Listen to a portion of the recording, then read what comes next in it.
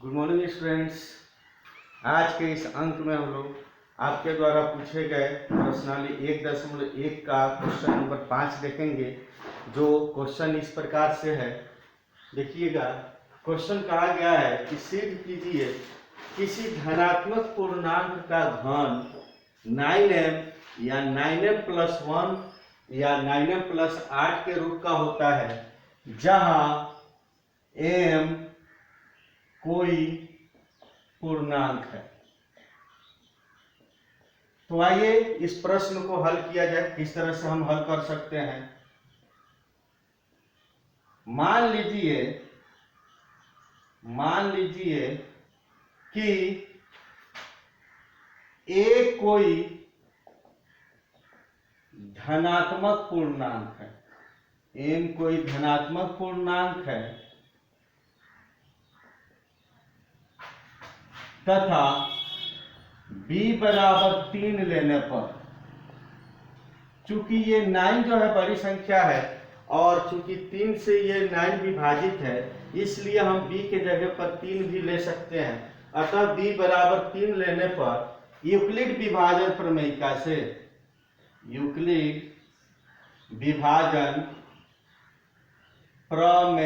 से a बराबर होता है bq प्लस r, जहां r का मान जो है 0 के बराबर या उससे अधिक लेकिन b से छोटा होता है। इसलिए यहां पर a बराबर b का मान चूंकि 3 लिए हैं, इसलिए b की जगह पर 3 रखेंगे तो 3q प्लस r होगा, जहां r का मान 0 से बड़ा या उसके बराबर लेकिन 3 से छोटा होगा। इसलिए r के संभावित मान जो होंगे, देखिए यहाँ r का मान 0 और 3 के बीच का पूर्णांक लेना है। अतः यहाँ पर r का मान 0 के बराबर चाहिए तो 0 हो सकता है, फिर इसके बाद पूर्णांक अगला पूर्णांक 1 होगा, फिर उसके बाद अगला पूर्णांक 2 होगा, अगला पूर्णांक 3 है, लेकिन यहाँ पर r का मान 3 से कम चाहिए, इसलिए 3 नहीं होगा, इसलिए r का मान 0, 1, 2 ही होगा। तो अब यदि r बराबर 0 तो a बराबर हो जाएगा 3q। अब यहाँ पर हमें धनात्मक पूर्णांक का घन लेना है, इसलिए हम दोनों तरफ घन करेंगे। दोनों तरफ घन करने पर तो चलिए a का पावर आपका 3 हो जाएगा और इधर 3q का पावर 3 हो जाएगा। तो यहाँ पर हम क्यूब जब करेंगे तो क्या होगा, a cube is equal to 3 का पावर 3 जो है 3 क्या 3 का 27 और q का पावर 3 यानी कि q क्यूब हो जाएगा। इसी को हम ऐसे भी लिख सकते हैं, a क्यूब ये 27 चूंकि 9 से विभाजित है, इसलिए 9 इंटू 3q क्यूब भी लिखा जा सकता है। अब यहाँ पर 3 पूर्णांक है, q भी पूर्णांक है, पूर्णांक का पावर 3 करेंगे तो वो भी पूर्णांक होगा, फिर पूर्णांक को पूर्णांक से गुना करेंगे तो पूर्णांक ही प्राप्त होगा। इसलिए हम इसको ऐसे भी लिख सकते हैं, a cube is equal to 9m, जहां m का मान जो होगा 3q क्यूब एक पूर्णांक होगा, एक पूर्णांक है। अब आते हैं r का मान 1 लेकर देखें, इसके बाद क्या होता है। अब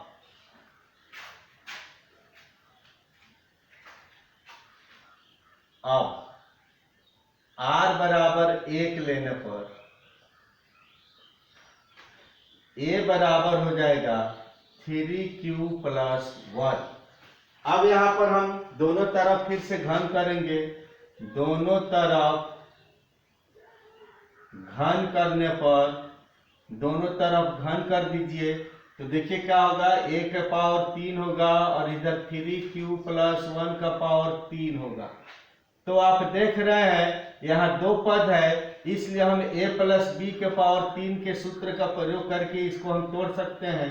तो a क्यूब बराबर हो जाएगा a cube plus 3a square b plus 3a b अब प्लस बी का पावर 3। यहाँ पर आप सूत्र लगा सकते हैं, चूंकि a प्लस बी का पावर 3 का सूत्र होता है a cube plus 3a square b plus 3ab square plus b cube. तो यहाँ पर देखिए 3q प्लस 1 a के जगह पर 3q हो जाएगा और b के जगह पर 1 हो जाएगा। तो इसलिए हम यहाँ पर a प्लस बी का पावर 3 करेंगे तो a क्यूब, तो a क्यूब के जगह पर 3q है तो 3q का पावर 3 हो जाएगा। फिर 3a स्क्वायर बी, तो 3a के जगह पर 3q है तो 3a स्क्वायर हो जाएगा, फिर b है तो b रह जाएगा। फिर उसके बाद 3ab स्क्वायर, तो 3 हो गया ये सूत्र का, और यहाँ पर a है तो a के जगह पर यहाँ पर 3q है, और फिर यहाँ पर b स्क्वायर, तो b के जगह पर 1 है तो b स्क्वायर है इसलिए 1 का स्क्वायर कर देंगे, और फिर यहाँ पर b का पावर 3 है तो b के जगह पर 1 है तो इसलिए यहाँ 1 का पावर 3 हो गया। तो इसे हम और आगे हल करते हैं तो ये आएगा a क्यूब बराबर इसका पावर 3 करेंगे तो 3 तिहाई 9 3 का 27 क्यूब का पावर 3 हो जाएगा। यहाँ पर 3 का स्क्वायर करेंगे तो 3 तिहाई 9 9 3 का 27 क्यूब का स्क्वायर हो जाएगा, और यहाँ पर 1 का स्क्वायर 1 होगा, 1 से 3 में गुना होगा 3 और 3 3 का 9 क्यूब, अब प्लस 1 का पावर 3 है तो 1 ही रह जाएगा।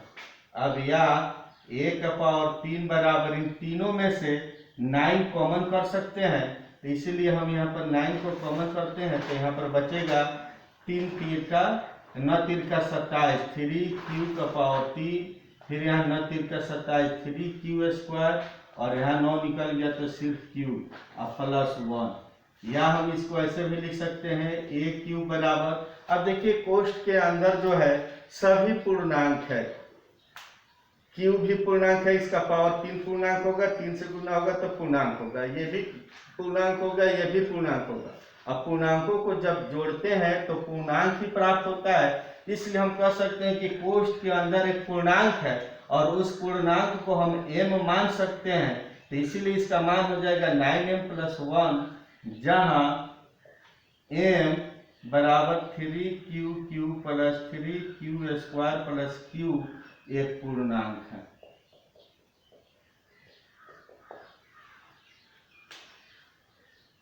अब हम r का मान 2 लेकर देखते हैं कि उस 2 लेने पर क्या आता है। अब r बराबर 2 लेने पर a बराबर 3q प्लस 2 हो जाएगा। दोनों तरफ फिर घन करेंगे, दोनों तरफ घन करने पर दोनों तरफ घन कर दीजिए तो a का power 3 equal to 3q plus 2 का पावर 3, फिर से यहाँ पर a प्लस बी का होल क्यूब आ गया तो उसी सूत्र का प्रयोग करेंगे। फिर यहाँ पर लिखेंगे a क्यूब बराबर 3q प्लस 3 इंटू 3q का square into 2 plus 3 into 3q into 2 का स्क्वायर और प्लस 2 का पावर 3। यहाँ पर सूत्र लिख देंगे a प्लस बी का पावर 3 जो होगा वह a cube plus 3a square b plus 3ab square और प्लस b क्यूब होता है। यहाँ a क्यूब का मान जो होगा इसका पावर 3 करेंगे तो 27 क्यूब का पावर 3 हो जाएगा, इसका 3 तिहाई 9 9 3 का 27 27 दूनी 54 54 क्यू स्क्वायर, यहाँ पर 2 दूनी 4 3 तिहाई 9 9 चौका 36 क्यू और प्लस 2 दूनी 4 दूनी 8। अब इन तीनों में से हम 9 को कॉमन कर सकते हैं, तो इसलिए हम यहाँ पर 9 को जब कॉमन करेंगे तो ये 3q का पावर 3 9 6 54 क्यू स्क्वायर और 9 चौका 36 4q और प्लस 8। इसी को हम ऐसे भी लिख सकते हैं a क्यूब बराबर, क्योंकि कोष्ठ के अंदर सभी एक पूर्णांक आया हुआ है अतः इसे हम m मान सकते हैं तो 9m प्लस 8, जहाँ m जो है 3q plus 6q square plus 4q एक पूर्णांक है, ये एक पूर्णांक है, तो इसलिए हम कह सकते हैं a क्यूब बराबर होगा 9m प्लस 8। तो इस प्रकार से हम देख रहे हैं कि किसी भी धनात्मक पूर्णांक का घन जो होता है वो 9m या 9m+1 या 9m+8 के रूप का होता है।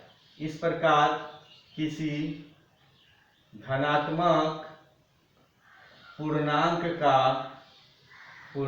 का घन 9m या 9m+1 या 9m+8 के रूप में